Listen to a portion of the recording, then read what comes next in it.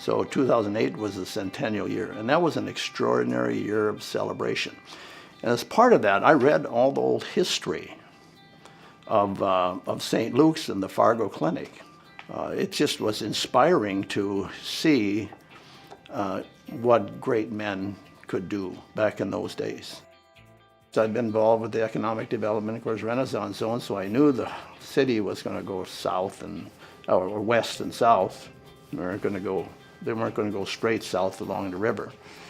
And so they did. So they looked down and they couldn't find any land that was big enough.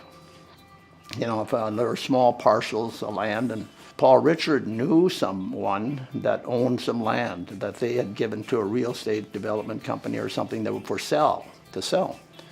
And so Don Marty and he had gone out there and looked at that, but it was 140 acres, 139.5 or whatever. And we were interested in more like about 50 to 60 acres, which we thought you'd need for a campus.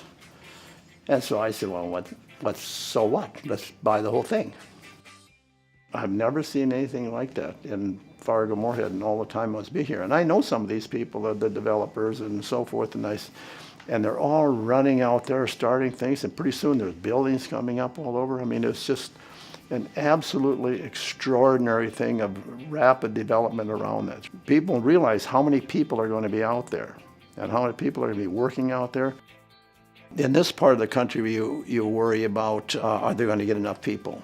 Are we going to find enough people? And, they're all going to the oil patch, but Fargo, I think, is the most rapidly growing city in North Dakota even. So, I mean, this area is just booming.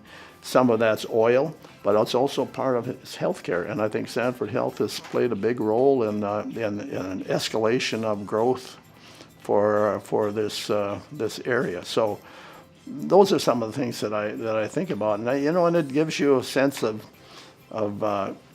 pride, not just for Sanford, but pride in your community and North Dakota and Fargo and the whole area. I think that the one area that along with the facility and so forth with this thing, because that's putting all this thing together. People that are doing that and doing great things now, they also have to prepare it for those that are going to follow them. Don't be selfish about just doing your thing and say, well, now it's yours. You got to plan and create a path for those that follow.